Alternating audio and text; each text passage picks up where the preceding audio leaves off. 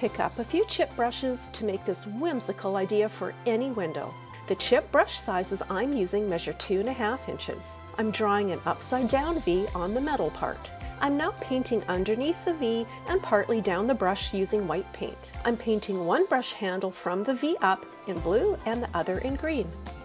I'm mixing Fusion's Fresco with some white paint to create a chunky paint texture. The textured paint is being painted over the white parts to resemble a snowy effect. To decorate the blue brush, I'm dipping a paintbrush handle into white paint, then dotting the blue handle. I'm now measuring, cutting, then hot gluing some cotton thin rope on each brush along the V shape, then tucked around the back. 4 small wooden beads are being painted a flesh color, then 2 are being hot glued under the V on each brush to create noses. The green brush handle is being embellished by hot gluing some clear buttons to resemble ice.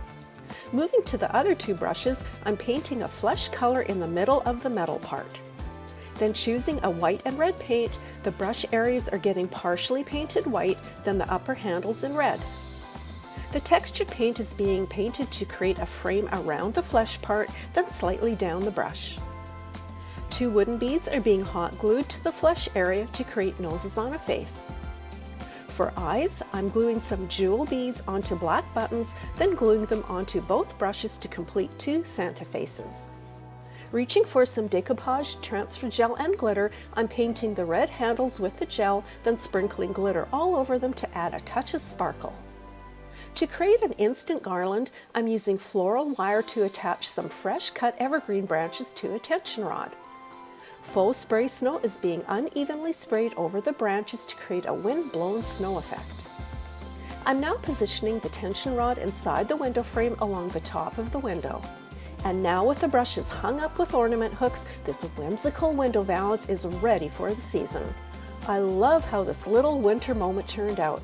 With Santas and elves or gnomes, it's as if this window landed right in the middle of the North Pole. Don't throw that laundry pod container away. Use it for this DIY. Let's get started. Place the first hat on the bottom of the pod container. Grab your second hat, pull it over the top of the pod container, stick it over the top of the bottom hat, and hot glue that mop onto the hat. Grab a bowl, add some hot glue to it, and place it underneath the top hat. Your Santa is ready. Place them anywhere in your home to enjoy. Grab a Santa hat, Christmas florals, and elf legs from the Dollar Tree. Adhere a cut rope to the inside of the Santa hat and use as the hanger. Stuff recycled grocery bags inside the hat for filler and volume.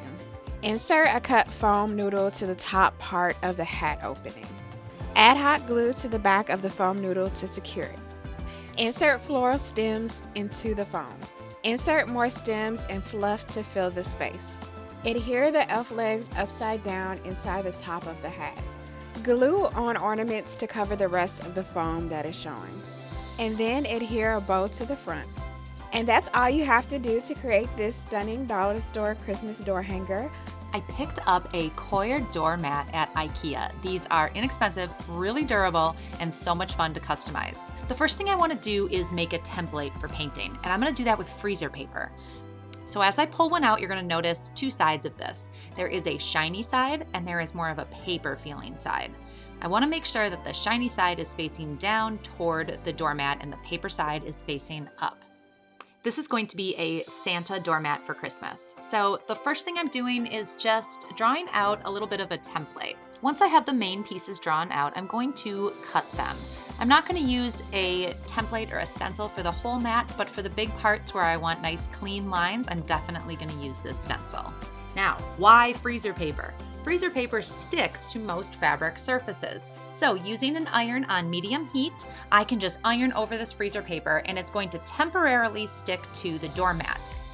Just make sure that the shiny side is facing down because that's the side that's going to stick. To paint this, I'm using a few basic craft supplies. I'm starting with craft paint that you can pick up at the store. This is just really basic craft paint, nothing special, and a really hard bristled stencil brush. When stenciling a mat like this, you want to make sure you really push the paint into the fibers of the doormat so it stays in there. This is going to help keep your mat looking great all season long and keep it nice and durable. I'm repeating the same process for Santa's beard using a white acrylic paint.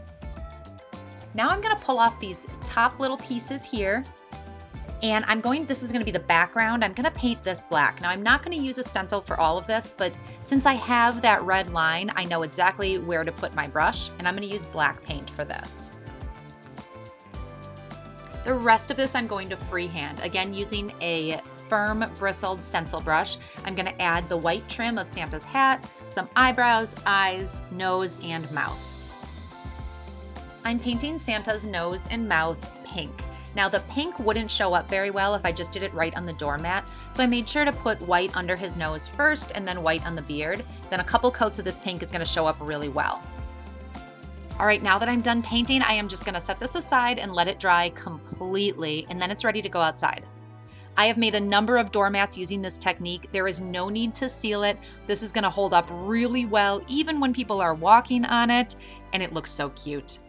I hope this inspired you to go pick up an IKEA doormat and make your own for the holiday season. We're going to start by removing the tinsel from this decoration, and once you removed all the tinsel, you're going to have a frame like this. Next, you're going to get your mop head. You're going to want to take each piece of the mop head out simply by just pulling like so.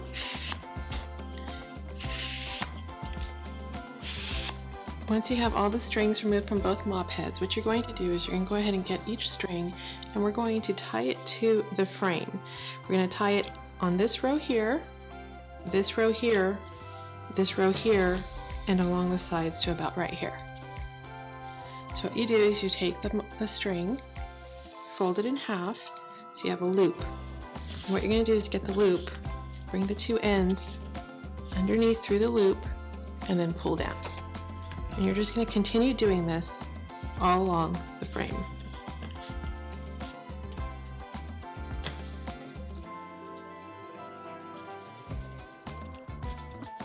Once you've covered the frame with the mop heads in all those rows, you can turn it around. You can see where I've done that.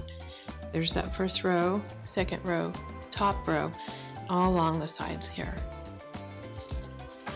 We're going to get an extra mop piece. What we're going to do is create a loop here, and this is what we're going to do for hanging it. Just tie a knot. This will be the loop that you use to hang it up on your door or wall. Okay, then we're going to go back. We're going to add a few more mop pieces along this center line just to make sure we have full coverage.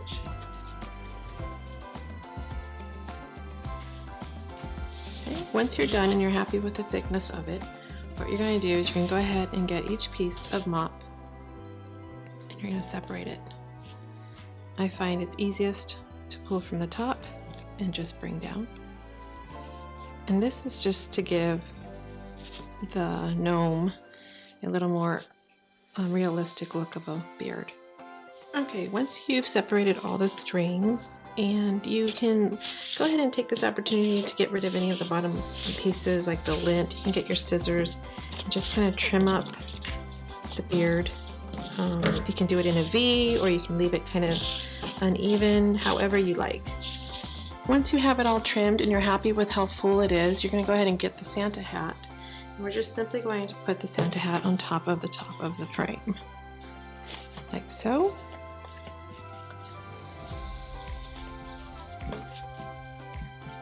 Once you put the hat on and you're happy with how that looks, we're going to go ahead and get the wooden knob, and we're going to determine where we want to put the nose. I think that's a good spot right here. There's a bit of the frame, sturdy section there. We're going to go ahead and hot glue that nose right there. Stick it right there. Once you have the nose set in place, we're going to go ahead and add some glue right along the tip there, and we're going to have the hat secure itself so it looks like it's scrunched down on his nose.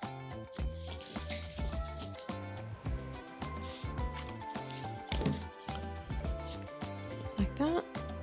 And then we're going to go ahead and just attach the hat on the side of the frame with some hot glue. And there you have your Santa gnome. Start by measuring the width of your ribbon against your diamond adhesive wrap and cut strips. I'm cutting 3. Once all the strips are cut, measure your diamond adhesive wrap again to make small squares. You'll need to cut the number of squares matching the number of cups. Once you get all the squares cut out, cut the center out to resemble a belt buckle. Next, measure your black ribbon around the red solo cup and cut to the length that you need. Next, you'll glue on your black ribbon. Make sure to pull it tightly all the way around and then peel off the diamond adhesive backed buckle and place it onto the red solo cup. You'll need to repeat this process for all of the cups. Next, cut the bottoms of the cups with a razor blade in an X format. Take your Christmas lights and push them through the X that you cut out of the bottom of the solo cup. Repeat this for all of your lights.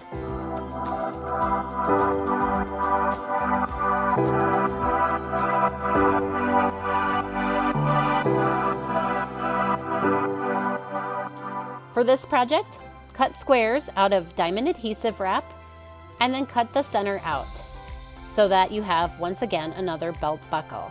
Take your white ornament and measure your black ribbon around the ornament so that it fits snugly, but give a little spare so that you have something to glue with.